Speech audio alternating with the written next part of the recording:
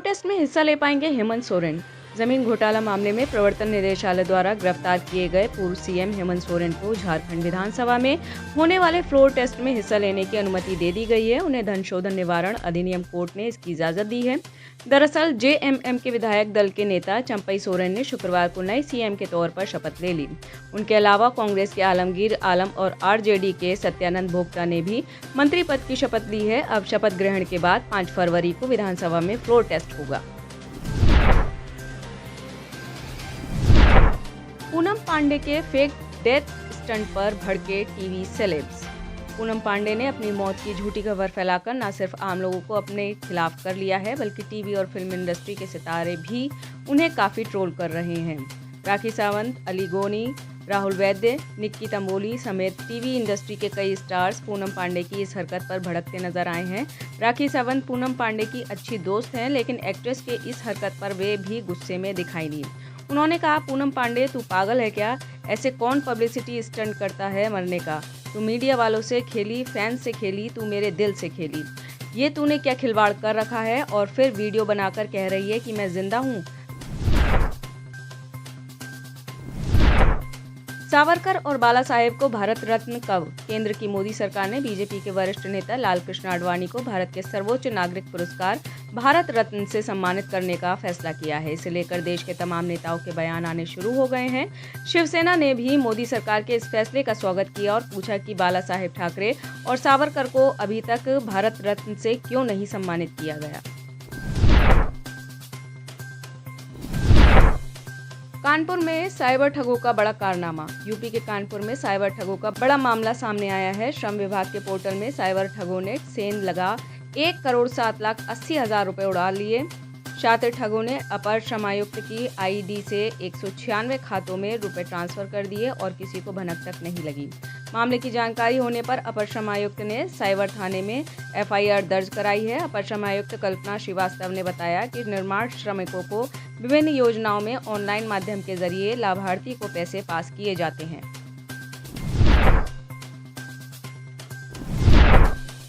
दिल्ली में फर्जी वीजा पर विदेश भेजने वाले रैकेट का खुलासा। दिल्ली के आईजीआई एयरपोर्ट थाने की पुलिस ने फर्जी दस्तावेजों के आधार पर लोगों को विदेश भेजने के रैकेट का खुलासा किया है। साथ ही पुलिस ने इस मामले में विदेश से लौटी एक भारतीय महिला यात्री और एक एजेंट को गिरफ्तार किया है। इस मामले में गिरफ्तार आरोपी एजेंट की पहचान कलवीर सिंह के रूप में हुई है। कलवीर सिंह राजस्थान के अनूपगढ़ जिले का रहने वाला है। कलवीर सिंह अपने साथियों के साथ मिलकर विदेश में सेटल होने की चाह रखने वाले भोले भाले लोगों को अपना शिकार बनाता था।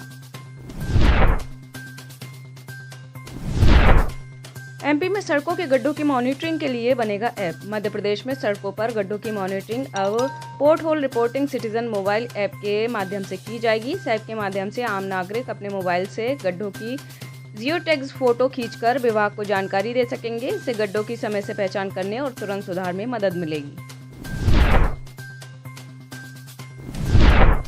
गुजरात में फिर हिली धरती। गुजरात के कच्छ जिले में गुरुवार सुबह भूकंप के झटके महसूस किए गए। भूकंप की तीव्रता रिक्टर स्केल पर 4.1 मापी गई है। सुबह 8:06 पर भूकंप के झटके महसूस किए गए। करीब 4 दिन पहले भी गुजरात के कच्छ में भूकंप के झटके महसूस किए गए थे। उस समय रिक्टर स्केल भूकंप की तीव्रता 4.0 मापी गई थी। इसके असर कई इलाकों में देखे गए थे। भूकंप के झटके महसूस हुए तो लोग घरों से बाहर निकल आए। राहुल गांधी की यात्रा पर निशिकांत दुबे का निशाना। राहुल गांधी की भारत जोड़ो न्याय यात्रा शुक्रवार के पाकुड़ के रास्ते झारखंड में प्रवेश कर गई। इसी बीच भारतीय जनता पार्टी के सांसद निशिकांत दुबे राहुल गांधी की यात्रा और उन पर निशाना साधा और कहा, राहुल गांधी भारत जोड़ो न्याय यात्रा के दौरान 2 दिनों के लिए मेरे लोकसभा क्षेत्र गोड्डा में हैं।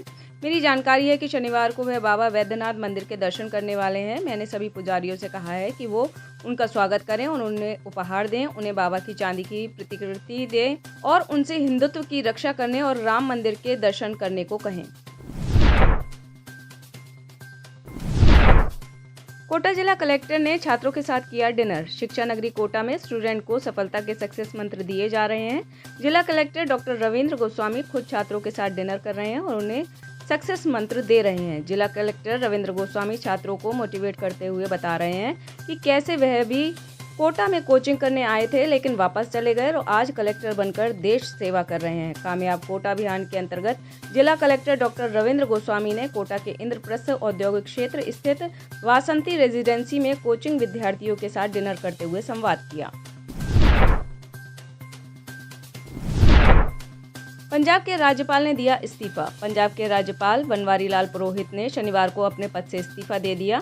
उन्होंने राष्ट्रपति को अपना इस्तीफा भेज दिया। इस्तीफे में उन्होंने लिखा है कि वे निजी कारणों से यह निर्णय ले रहे हैं। बनवारी लाल पुरोहित ने राष्ट्रपति द्रौपदी मुर्मू के नाम चिट्ठी में लिखा, व्यक्तिगत कारणों और अन्य प्रतिबद्धता के कारण मैं पंजाब के गवर्नर और केंद्र शासित प्रदेश चंडीगढ़ के प्रशासक के तौर पर अपना इस्तीफा देता हूं। कृपया इसे स्वीकार करें।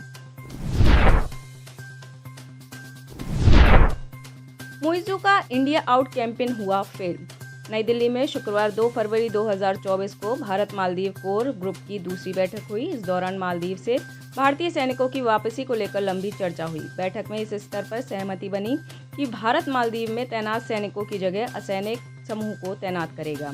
मालदीव में तैनात होने वाले असैनिक समूह भारतीय ही होगा और भारतीय सैनिकों के काम को ही आगे बढ़ाएगा। ऐसे में इंडिया आउट कैंपेन चलाकर मालदीव की सत्ता में आए मोहम्मद मोइज़्ज़ी को एक बार फिर भारत के साथ समझौता करना पड़ा।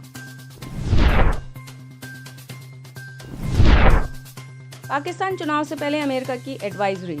पाकिस्तान में 8 फरवरी से संसदीय चुनाव शुरू हो रहे हैं। चुनाव से पूर्व अमेरिकी विदेश विभाग ने शनिवार 3 फरवरी 2024 को एक एडवाइजरी जारी की है। अमेरिकी नागरिकों को पाकिस्तानी आम चुनावों के दौरान सतर्कता बरतने की सलाह दी गई है। यात्रा परामर्श में चुनाव के दिन तक होने वाले मार्च, रैलियों और भाषणों जैसी राजनीतिक गतिविधियों से जुड़े कुछ व्यवधानों और सुरक्षा चिंताओं पर प्रकाश डाला गया है।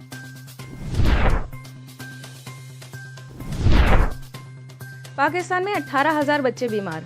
पाकिस्तान में आर्थिक कंगाली के बीच स्वास्थ्य व्यवस्था भी पूरी तरह से चरमरा गई है। पड़ोसी देश में निमोनिया का कहर कुछ इस कदर फैल गया है कि माँ बाप अपने बच्चों को लेकर अस्पताल के बाहर खड़े होने पर मजबूर हो गए हैं।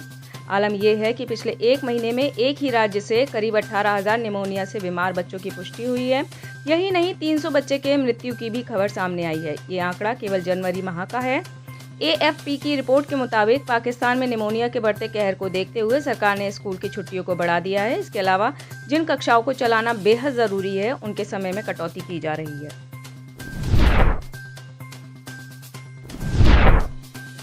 नींद से जागी ब्रिटेन की लेबर पार्टी। ब्रिटेन के मुख्य विपक्षी लेबर पार्टी ने ब्रिटिश भारतीय समुदाय का समर्थन वापस पाने के लिए कई उपायों की घोषणा की है। इनमें भारत की यात्राएं आयोजित करने से लेकर सामुदायिक स्वयंसेवकों को नियुक्त करने तक उपाय शामिल है। द गार्जियन की रिपोर्ट के अनुसार ब्रिटेन में दूसरा सबसे बड़ा अप्रवासी और सबसे बड़े अल्पसंख्यक जातीय समूह लगभग 2/3 ब्रिटिश भारतीयों ने वर्षों तक लेबर पार्टी का समर्थन किया है, लेकिन यूके स्थित थिंक टैंक के अनुसार अब इसमें तेजी से गिरावट आई है। इससे पता चलता है कि 2019 में केवल 30% ने कीर स्टारर के नेतृत्व वाली लेबर पार्टी को वोट दिया है, जबकि 2010 में 61% ने समर्थन किया है। महिला शक्तिकरण में आगे इमरान खान। पाकिस्तान के पूर्व प्रधानमंत्री इमरान खान की पार्टी पाकिस्तान तहरीक-ए-इंसाफ ने आगामी चुनाव में महिलाओं को 53 सीटें दी हैं, जो अन्य पार्टियों के मुकाबले सबसे ज़्यादा हैं। पाकिस्तान में 8 फरवरी से संसदीय चुनाव का आगाज हो रहा है। संकट की स्थिति से गुजर रही इमरान खान की पार्टी से जनवरी 2024 में उनका चुनाव चिन्ह भी सुप्रीम कोर्ट के आदेश के जरिए छीन लिया गया था। तहरीक-ए-इंसाफ के जरिए महिलाओं को बांटे गए टिकटों में 28 महिलाएं नेशनल असेंबली निर्वाचन क्षेत्र से चुनाव लड़ रही हैं, जबकि 25 महिला उम्मीदवारों को प्रांतीय सीटों पर जगह मिली है। आप इस खबर के बारे में क्या सोचते हैं, हमें कमेंट सेक्शन में बताएं। साथ ही ब्रह्मास्त्र न्यूज को सब्सक्राइब और शेयर भी जरूर करें।